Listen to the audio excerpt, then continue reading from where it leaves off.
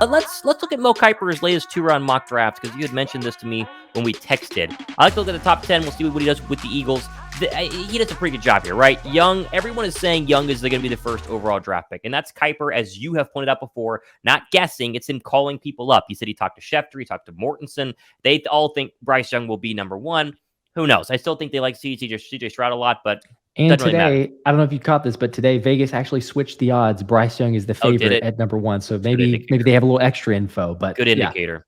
CJ Stroud too. Whoever is, either Young or Stroud, whoever the leftover is, Texans will be very happy with that. Not a problem. This is that Tennessee trade that I saw earlier today up for Anthony Richardson. I think it makes a ton of sense. I think Tennessee is desperate to be relevant. They're desperate to not. They can win their division easily. Yes, the Jaguars are good, but you could still win that division. They have some talent. They just can't get out of just average Tennessee Titan play, and it seems like Tannehill is a big reason why. So that would make some sense. They take Anthony Richardson. The Colts and Will Levis, I think, makes a ton of sense as well. Indianapolis could stay put and still get a quarterback. And then you see Jalen Carter go to Seattle. Carter had an official draft visit with Seattle, I think this week, maybe late last week. This feels very Pete Carroll-y, and I do think is the big hurdle for Philadelphia when it comes to Carter falling, that fact that he could probably not get past number 5. Detroit, you say guaranteed corner. If Will Anderson's there, it's hard to argue that, right? Yeah, if he's there, and we've done the whole argument of you trade up to 3 to get Will Anderson. If he's there at 6, I think you really have to strongly consider trading up. I would agree to 6 to get Will Anderson at this point. 100%. 100%. I mean, him and Hutchinson together would be very good, and the Lions need sackers. They don't have people who sack the quarterback besides Hutchinson. Yeah. But he goes Devin Witherspoon at 7, Nolan Smith at 8, Atlanta. Christian Gonzalez could be an option here, but sure.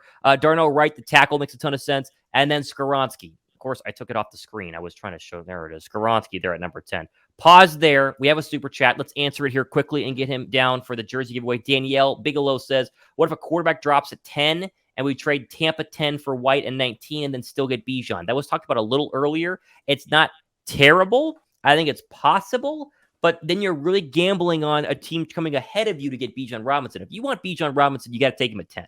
Because this whole idea of let's go back to 19 and then pray that Dallas doesn't go to 18 or the Vikings don't go to 18 or the Bills don't go to 18, it's risky. It's very risky. Now, you get White out of it, which is fine. But if you want Bijan, Josh said it earlier, if you want Bijan, get him at 10 because you're guaranteed to have him at 10. How about that? Yep. And I think that the furthest, we've talked about this, I think, on past shows, but the furthest that I think you can trade back to even realistically have a possible chance at Bijan is 15. Because the Washington Commanders are at 16, and they're the favorites to land Bijan Robinson. For whatever sense that makes, it still doesn't quite make a whole lot of sense to me, but Vegas has them as the favorites for a reason. So there's obviously a good bit of interest. And so I don't want any teams that are even potentially considering, you could still lose them if you trade back to 15, but I think that's the furthest that you could consider moving back if you're going to do that. But I'm with you. If Howie really wants to get Bijan Robinson, the only way he does not take him at 10 is if a guy like a Jalen Carter is still available, maybe a Tyree Wilson. Right. Will Anderson's not going that far, but it's probably those two, Tyree Wilson, Jalen Carter. If they're not available, then you take Bijan Robinson at 10, or if you draft or if you trade back, if we see Howie trade back in this situation, I think that tells you he does not want Bijan, not enough anyway, to sit there and be like, yeah, let's take him now. Totally fair. People are mentioning the Falcons need a corner or the Lions need a corner. That's still possible, but Will Anderson rates way higher than Christian Gonzalez, and so you'd have to take Will Anderson if you were Detroit at number 6. Here's the problem with Skoronski. The problem is not anything that Kiper says here. The problem is who's taken one pick after Skoronski, Tyree Wilson. And this obviously is Arizona coming back because the Titans traded up. You're going to tell me how he's going to pass on Tyree Wilson? Really?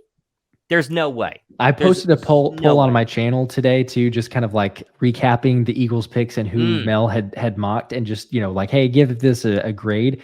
I think the general consensus was about a C, but there's a lot that gave it a D and an F also. And this was to me, the number one reason why. Like, if Tyree Wilson's available, you could choose him or Peter Skoronski. I can't see a world where it makes sense for the Eagles to go, let's take Peter Skoronski. As much as Tyree Wilson has all of the, and again, I know there's lots of hype with any draft pick, but just the hype, the potential, the scheme fit, like where you can move this guy around. I mean, that alone knocks your grade down a couple levels if you don't take a Tyree Wilson there. I would be shocked. This mock at least gives you the example of 4 quarterbacks for the first 4 picks. That means the Eagles are going to get one of the top 6 players in the draft. And with teams needing offensive linemen and corner, there's a real possibility Tyree Wilson could be there. That's the beauty of mock drafts. This gives you a good example. Let's go a little further here. Texans getting CJ Stroud and Jackson Smith and Jiba would be like the ultimate home run of home runs for the Texans, who would be instantly very competitive in that division. I think that'd be a home run pick. Jets get tackle Broderick Jones for Aaron Rodgers. That's fine. Christian Gonzalez going all the way to 14 would be very surprising because I think he's the best cornerback in this draft, but New England needs corners. And so, okay, it makes sense. Dalton Kincaid would be such a Packer pick. You know, they need receivers, wide receivers. Here's Dalton Kincaid. Not bad, but is he going to be the difference maker in a Super Bowl team? Not sure about that. No, and the Packers are going to be rebuilding anyway, so maybe it's just a lifeline for Jordan Love because he's going to need some help, but we'll see. Joey Porter Jr. at 16, Zay Flowers at 17, Bijan Robinson at 18 here on Mel Kiper, latest 2-round mock draft. This, again, goes to what Josh just said. He wouldn't go anywhere later than 15 if you really want Bijan in a trade back because, again, Detroit has a second first-round draft pick, and then there's a lot of teams behind him that need quarterback. Like, the Lions could take Bijan, sure. The Bucs, they need a running back. You make the argument that the Chargers, if they trade off Eckler, they could use a running back. Baltimore, maybe they want a running back for Lamar Jackson. Minnesota, I mean, there's a lot of teams that use a running back here, which is why I think this shows you that you can't go much further than 15 if you still want a chance to take him. Yep, I agree. And the Lions, let's be honest, they kind of have the luxury of a luxury pick on because of the picks that they have from the trade, obviously Stafford and where their team is currently. Like, they don't have a whole lot of weaknesses. And so, yes, I mean, they needed that other pass rusher, but especially if they just got Will Anderson, then they're why not? You know what? Say, hey, Bijan Robinson, one of the top guys on everyone's draft board. He's still available to us at this point. Let's go ahead and take him. So, yeah, I agree. I think he's not going any further than that. Someone just said that they don't trust. Tyler Wallace said, "I never take Mel Kiper's mock seriously." I think he's better than people give him credit for, and I think 30 is a really good example. Right? Imagine this scenario: the Saints. They take Kalijah Kancey. They're one ahead of Philadelphia. You bet your bottom dollar Philly would have taken Kalijah Kancey there, right? So what do? They trade out of the first round for a team that needs a quarterback. Here's Seattle coming to get Hendon Hooker, just like the Ravens in 2017 came up to Philly's 32 to get Lamar Jackson. It makes a ton of sense. And Philadelphia gets, does he say what they get? They get number 37 and 52. So you're now going to have a bunch of day 2 picks early to keep adding talent in there. I wouldn't hate this. And if you're going from 30 to 37, there's a real chance Jahmyr Gibbs could still be there, and we'll see where he goes. So this Hendon Hooker trade back in makes a ton of sense. Yeah, yep, absolutely. No, and I agree. If Kalijah Kancey, it would crush me for him to go one pick in front of you because I'd be like, oh, he's still available. We might get him, and then he goes. But yes, like you mentioned there, 30 to 37, not a huge difference, but you get another extra pick for day 2. Right. And then you see, obviously, Jahmyr Gibbs is the guy who the Eagles got. So I would love this scenario. I mean, if at that point you didn't get a Kalijah Kancey, you're trading back, get extra draft capital, and get Gibbs in that situation, that I didn't hate. Like, that part of the draft, I was like, okay, cool, that's a good pick. But the number 10, Skoronski over Tyree Wilson, was like, wait, what? Why are we making that selection? Whereas if you made it Tyree Wilson at 10, trade back from 30, get an additional second-round draft pick, take Jahmyr Gibbs like he does here. Yeah, we love it, right? It's really good. A couple of other ones. Let's get just the Phillies here because there's a lot. Here's Ringo going 44 overall. I mentioned earlier. I think he could fall out of the first round. This makes a lot of sense. What was another one I saw? Jack Campbell, inside linebacker, going to Detroit. Some people have him as a Philly pick, a target there if you don't get Devin White, right? Makes some sense. And then here's 52, Derek Hall, the outside linebacker out of Auburn.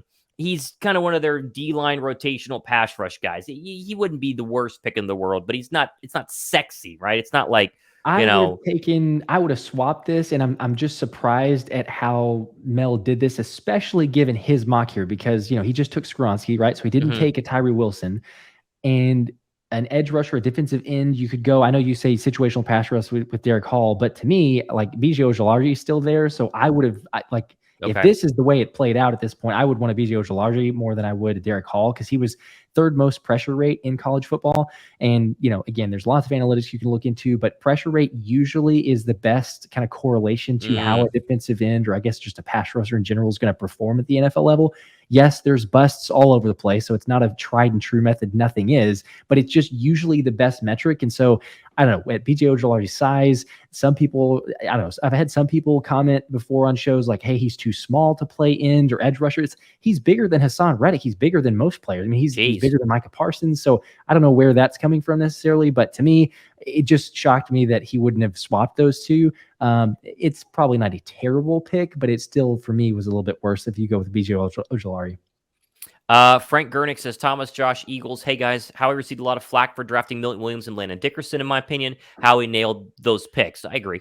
Yeah, I don't think anyone's arguing with that. Let's wrap up the Kiper draft here. Here's your trade back again, 62.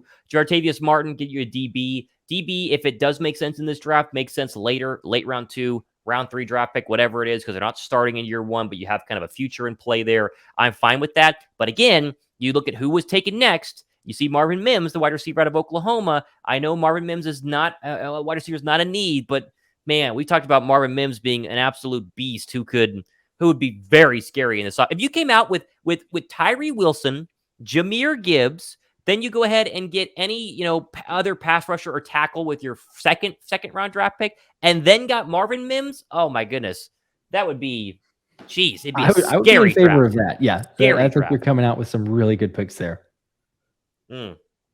Parlay says BJ Ojulari would fit Philly. Fire. Yeah.